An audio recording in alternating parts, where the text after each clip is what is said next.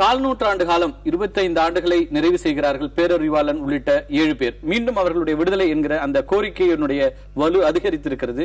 இதை நிறைவேற்ற இடத்துல தமிழக அரசு இருக்குன்னு நினைக்கிறீங்களா?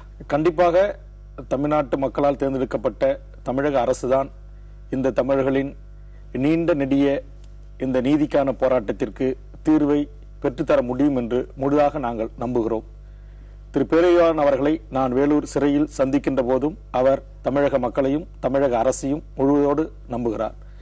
எல்லாவற்றுக்கும் மேலாக இந்த கால் நூற்றாண்டமாக தன்னுடைய மகனை எப்படியாவது இந்த வெளி உலகத்துக்கு கொண்டு வருவேன் என்று இன்றைக்கு மிகப்பெரிய ஒரு தளராத ஒரு முயற்சியை மேற்கொண்டிருக்கிற பேரறிவாளன் அவருடைய தாயார் திருமதி அற்புதம்மாள் அவர்களும் அந்த நினைவுகளோடு தான் பயணித்துக் கொண்டிருக்கிறார். நிச்சயம் தமிழக அரசு நினைத்தால் தமிழக முதலமைச்சர் அவர்கள் எடுத்த இந்த நடவடிக்கையை வெற்றிகரமான ஒரு நடவடிக்கையாக மாற்ற முடியும் என்கிற ஒரு மிகப்பெரிய நம்பிக்கை என் போன்றவர்களுக்கும் என்னை போன்ற பல்லாயிரக்கணக்கான தமிழர்களுக்கும் லட்சக்கணக்கான தமிழர்களுக்கும் இருக்கிறது என்பதுதான் என்னுடைய புரிதல் பார்வை.